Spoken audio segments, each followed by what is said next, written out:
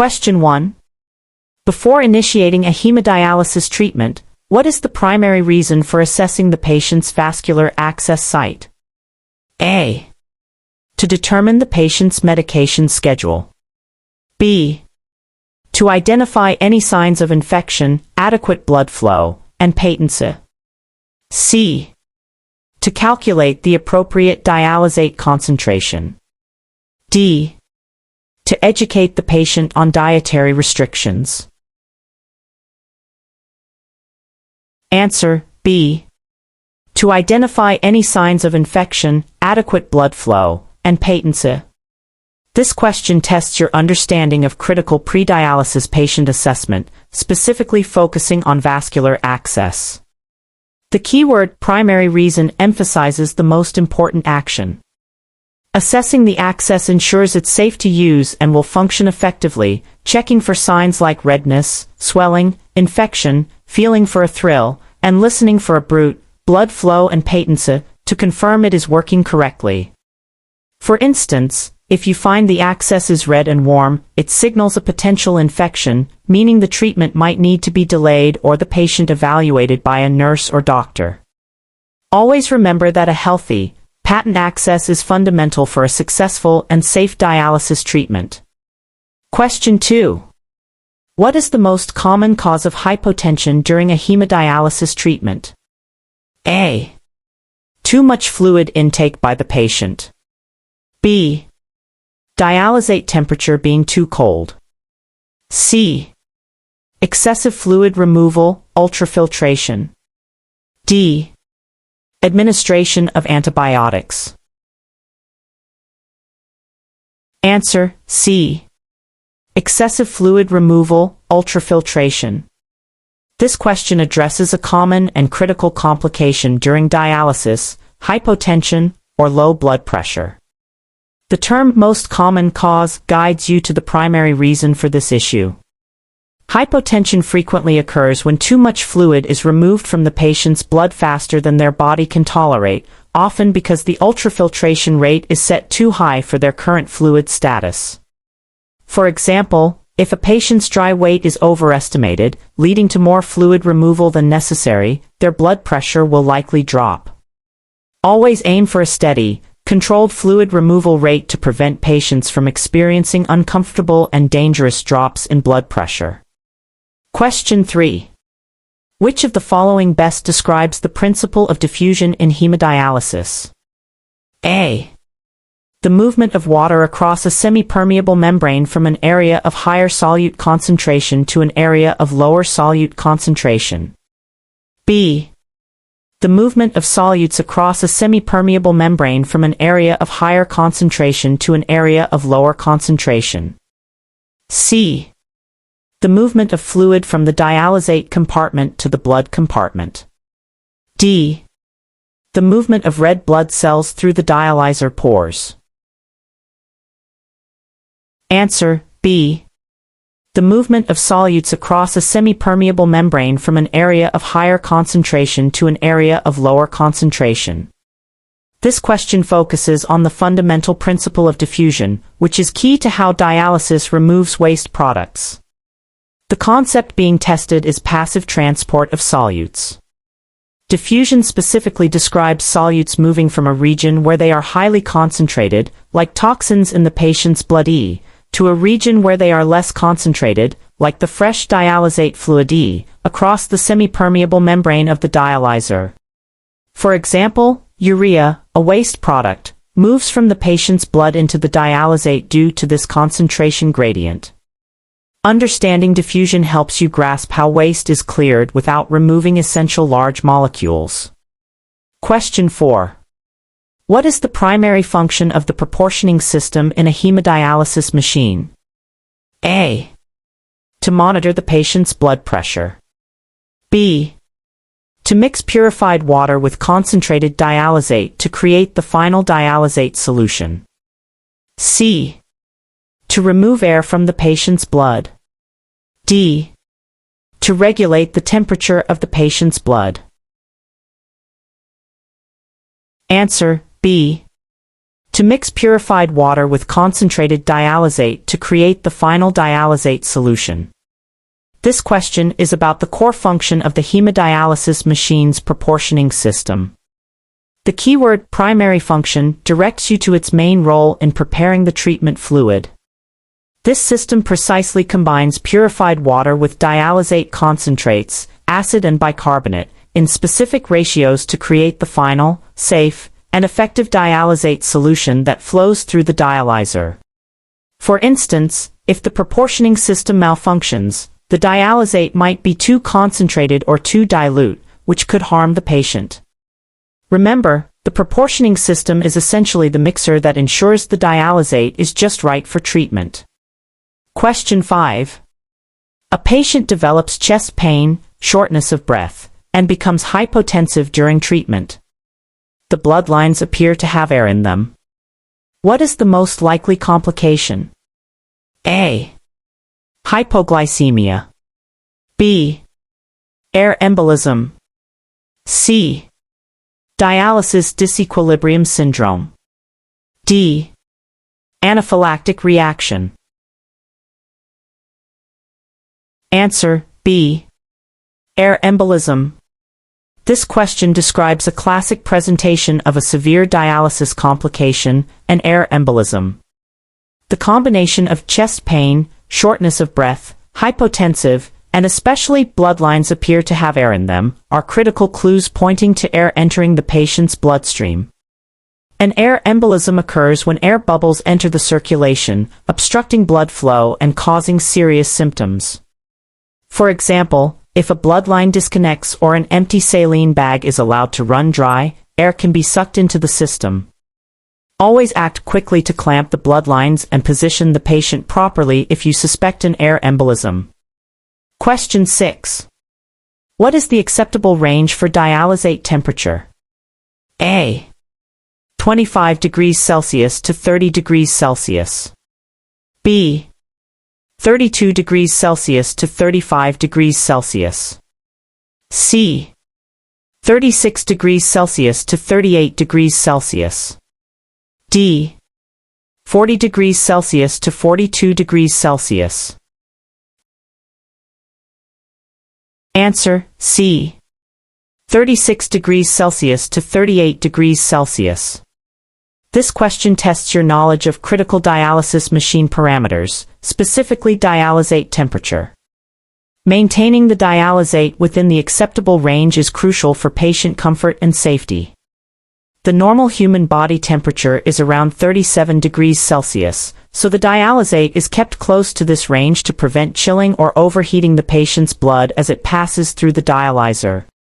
For instance, if the dialysate temperature is too low, the patient might feel cold and shiver, while too high could cause hemolysis. Always ensure the dialysate temperature is within the safe, physiological range to prevent adverse effects. Question 7. What is the primary purpose of routinely monitoring a patient's weight before and after each dialysis treatment? A. To determine the patient's nutritional status. B. To calculate the amount of ultrafiltration needed. C. To assess bone density changes. D. To adjust medication dosages. Answer B. To calculate the amount of ultrafiltration needed. This question targets a fundamental aspect of pre- and post-dialysis patient assessment, weight monitoring. The keyword primary purpose highlights the most important reason for this routine action. By comparing the patient's pre-treatment weight to their dry weight, their weight without excess fluid, and then comparing post-treatment weight to dry weight, the care team can precisely determine how much fluid needs to be removed, ultrafiltration, during the session and confirm that the target was met. For example, if a patient gains 3 kilograms between treatments, the goal is to remove approximately 3 kilograms of fluid during dialysis. Monitoring weight is essential for safe and effective fluid management, preventing both fluid overload and excessive fluid removal. Question 8. Which component of the water treatment system removes dissolved particles, such as calcium and magnesium, through ion exchange? A. Carbon filters. B. Reverse osmosis, RO, unit. C. Water softener. D. UV light. Answer, C. Water softener. This question asks about a specific component of the water treatment system. The key clue is removes dissolved particles, such as calcium and magnesium, through ion exchange. This precisely describes the function of a water softener. Water softeners work by exchanging hard ions like calcium and magnesium with soft ions, typically sodium, to prevent scaling and damage to downstream equipment, including the RO membranes. For instance, without a softener, hard water could quickly clog the RO unit. Remember, the water softener is crucial for protecting the entire water purification system from mineral buildup. Question 9. What action should be taken immediately if a patient's dialysis access site begins to bleed excessively after needle removal? A. Apply a warm compress to the site. B. Encourage the patient to walk around. C. Apply direct pressure to the site with a sterile gauze. D. Elevate the patient's arm above their head without pressure. Answer, C. Apply direct pressure to the site with a sterile gauze. This question describes a common and potentially serious post-treatment complication, excessive bleeding from the access site. The keyword immediately indicates the need for prompt, effective intervention. The most direct and effective way to stop bleeding from an access site is to apply firm, direct pressure with a sterile gauze until hemostasis, bleeding stops, is achieved. For example, simply elevating the arm or applying heat would not effectively control the bleeding. Always apply sustained, direct pressure as your first and most crucial step to manage post-dialysis bleeding. Question 10. The dialyzer's semipermeable membrane allows what to pass freely while restricting the passage of larger molecules like blood cells and proteins? A. Blood cells and proteins. B. Bacteria and viruses. C. Water, electrolytes, and urea. D. Glucose and insulin. Answer, C. Water, electrolytes, and urea. This question focuses on the selective permeability of the dialyzer membrane, a core concept in dialysis. The phrase allows what to pass freely while restricting larger molecules is the key to understanding its function.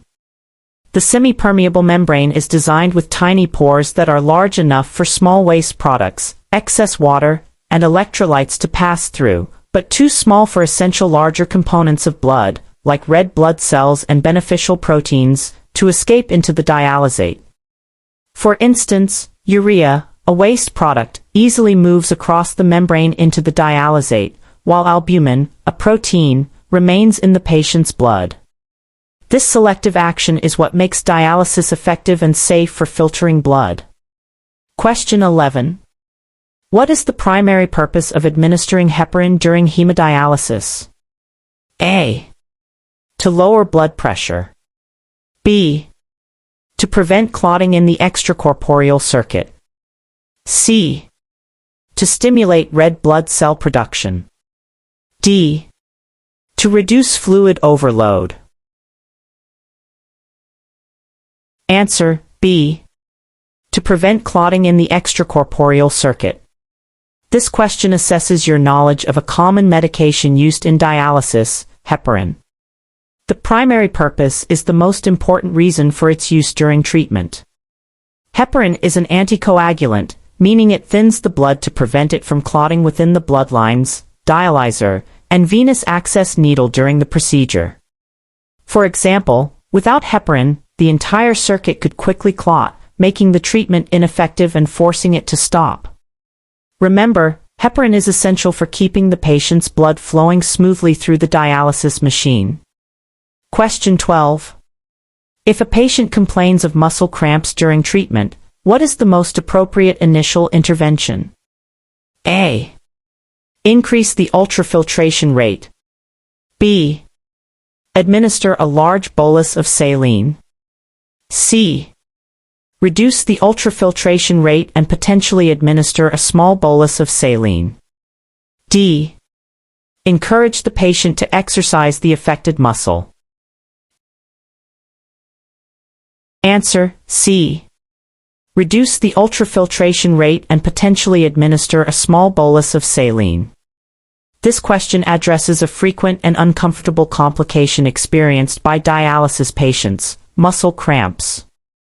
The clue "most appropriate initial intervention" directs you to the best first step.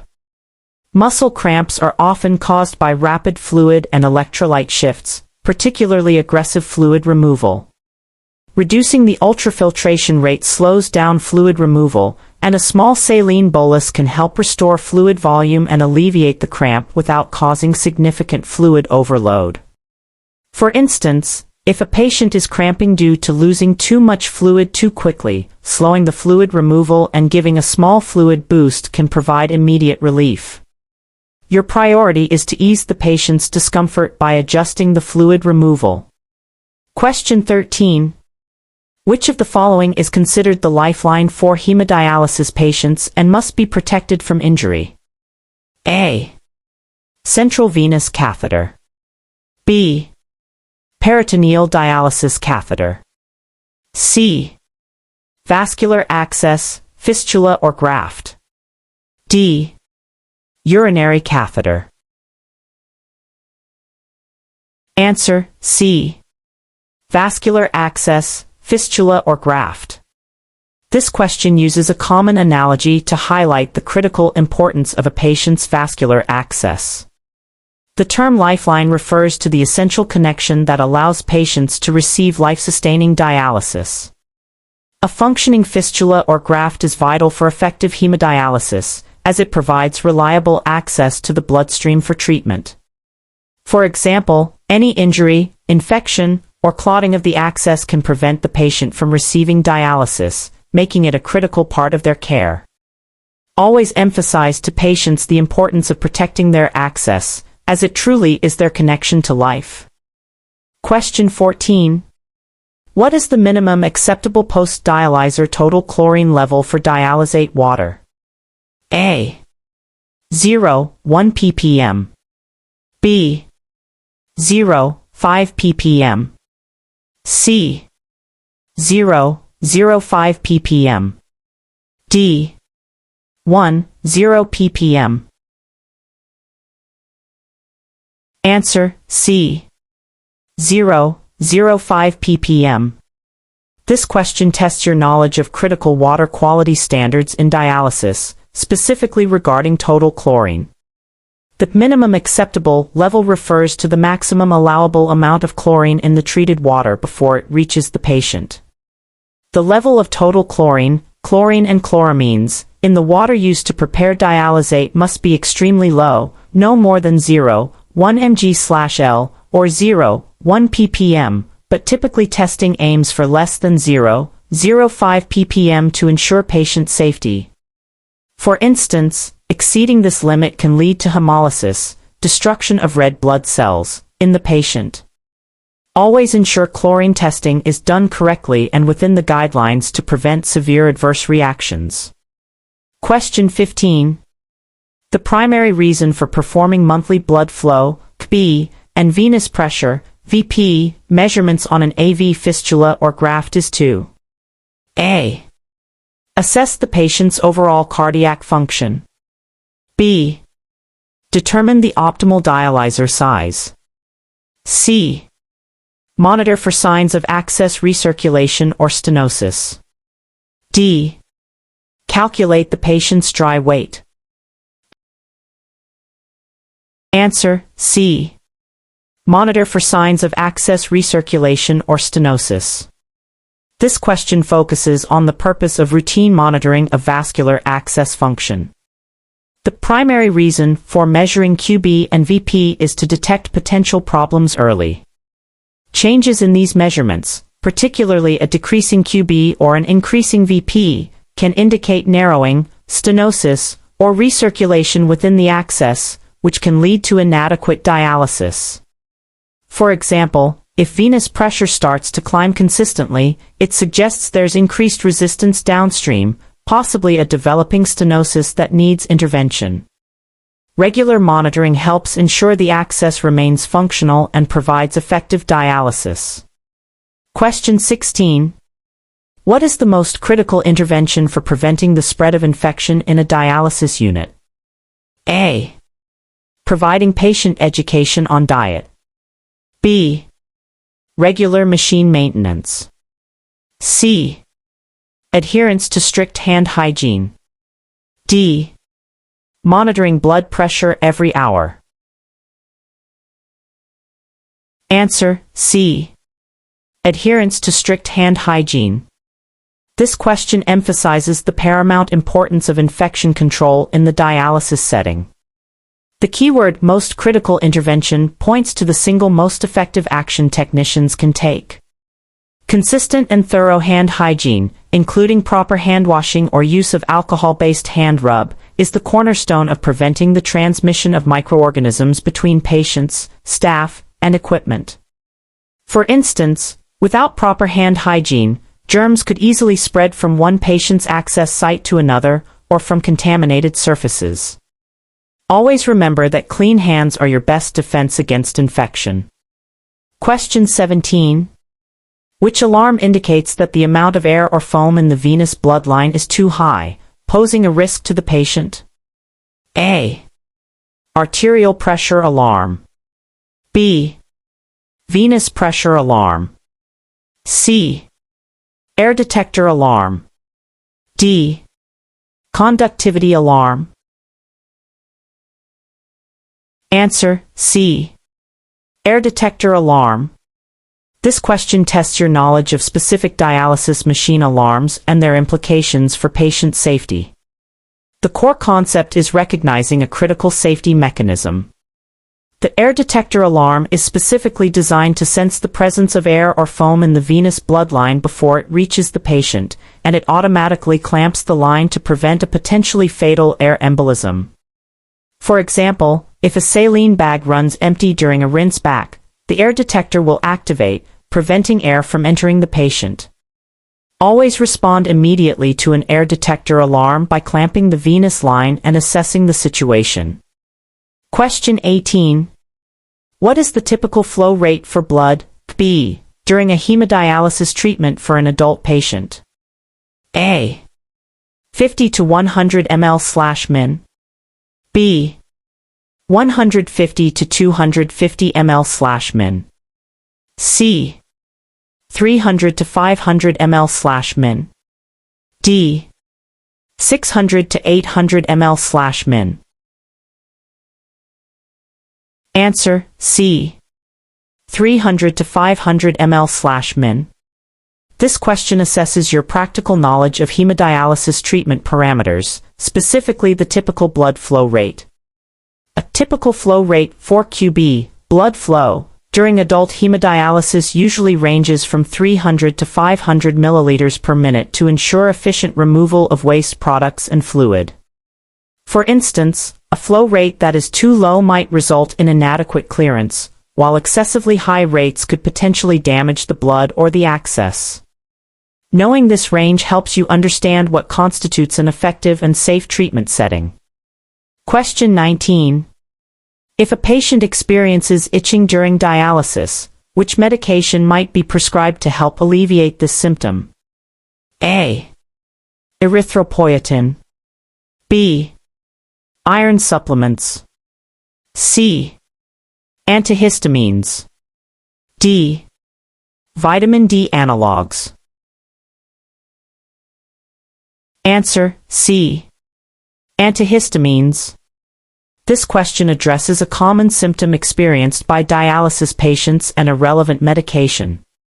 The key clue is itching, a symptom often associated with histamine release or uremic pruritus. Antihistamines are frequently prescribed to relieve itching because they block the effects of histamine, a chemical in the body that can cause allergic symptoms like itching. For example, diphenhydramine, Benadryl, is a common antihistamine that might be given. Recognizing common medications for specific symptoms helps you understand patient care. Question 20. What is the primary reason for performing a rinse back at the end of a hemodialysis treatment? A. To clean the dialyzer for reuse. B. To return the patient's blood from the extracorporeal circuit back to their body. C. To flush the machine with disinfectant. D. To measure the patient's remaining fluid volume. Answer, B. To return the patient's blood from the extracorporeal circuit back to their body. This question focuses on the crucial final step of a dialysis treatment, rinse back. The primary reason for rinse back is to recover the blood remaining in the dialyzer and blood lines and return it to the patient. This is done by flushing the extracorporeal circuit with saline or another prescribed fluid, ensuring the patient receives back as much of their blood as possible. For example, without a proper rinse back, a significant amount of the patient's blood would be wasted in the disposable dialysis circuit. Rinse back is vital for maximizing blood return and preventing unnecessary blood loss. Question 21. What is the purpose of the bicarbonate concentrate in hemodialysis? A. To prevent blood from clotting. B. To remove excess fluid. C. To buffer acids in the patient's blood. D. To replace electrolytes. Answer, C. To buffer acids in the patient's blood. This question targets the specific role of bicarbonate in the dialysate. The purpose here relates to a critical physiological balance. Bicarbonate concentrate is essential because it helps to correct the metabolic acidosis that is common in patients with kidney failure by buffering, neutralizing, the excess acid in their blood. For instance, without bicarbonate in the dialysate, the patient's acid-base balance would worsen. Remember, bicarbonate is key to maintaining proper pH balance for the patient during dialysis. Question 22. Which of the following is an early sign of a developing infection at an AV fistula site? A. Increased blood flow. B. Cool, pale skin. C. Redness and warmth around the site. D. Decreased thrill. Answer, C. Redness and warmth around the site. This question asks you to identify an early sign of infection, specifically at a vascular access site. The terms early sign and developing infection are important clues. Redness and warmth around the access site are classic inflammatory responses and are often among the first noticeable indicators that an infection might be starting. For example, if you observe the area around the fistula to be unusually red and warm to the touch, it warrants immediate attention and reporting. Always be vigilant for these subtle changes, as early detection is key to preventing serious access infections. Question 23. A patient suddenly experiences a severe headache, nausea, and disorientation during treatment. Their blood pressure is normal, but they feel very unwell. What might be the cause? A. Air embolism. B. Hypotension. C. Dialysis disequilibrium syndrome, DDS. D.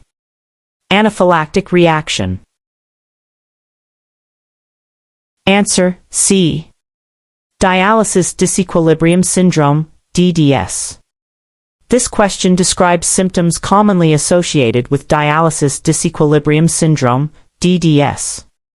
The combination of severe headache, nausea, and disorientation without significant blood pressure changes, especially if the patient is new to dialysis or had a very high BUN, blood urea nitrogen, before treatment, are key indicators. DDS occurs when solutes are removed from the blood faster than from the brain, causing fluid shifts into brain cells and cerebral edema. For instance, if a patient's first dialysis treatment is too aggressive, it can trigger these neurological symptoms. Understanding DDS helps in recognizing this unique complication. Question 24. What is the primary reason for placing a patient in a Trendelenburg position, head lower than feet, if an air embolism is suspected? A. To increase blood flow to the brain. B. To prevent air from traveling to the brain and lungs. C. To make it easier for staff to access the patient. D. To lower the patient's blood pressure. Answer, B. To prevent air from traveling to the brain and lungs. This question focuses on a critical emergency intervention for a suspected air embolism. The primary reason for the Trendelenburg position is its physiological effect on air movement. Placing the patient in this position, along with having them lie on their left side, helps to trap the air in the apex of the right ventricle, preventing it from migrating into the pulmonary artery and cerebral circulation, which could cause a stroke or heart attack. For example, if air enters the venous line, this position, combined with clamping the line, is essential to minimize harm. Always remember this specific positioning as a life-saving measure during an air embolism. Question 25. Which of the following is a common long-term complication for hemodialysis patients related to their inability to produce erythropoietin? A. Hypertension. B. Anemia. C. Hyperkalemia. D. Fluid overload. Answer, B. Anemia. This question addresses a significant long-term health issue for dialysis patients related to kidney function. The clue, inability to produce erythropoietin, directly points to the cause. Healthy kidneys produce erythropoietin, a hormone that stimulates red blood cell production in the bone marrow. When kidneys fail, erythropoietin production ceases, leading to a chronic deficiency of red blood cells, known as anemia. For instance, patients with kidney failure often receive synthetic erythropoietin as a medication to manage their anemia. Recognizing this connection is key to understanding chronic kidney disease complications.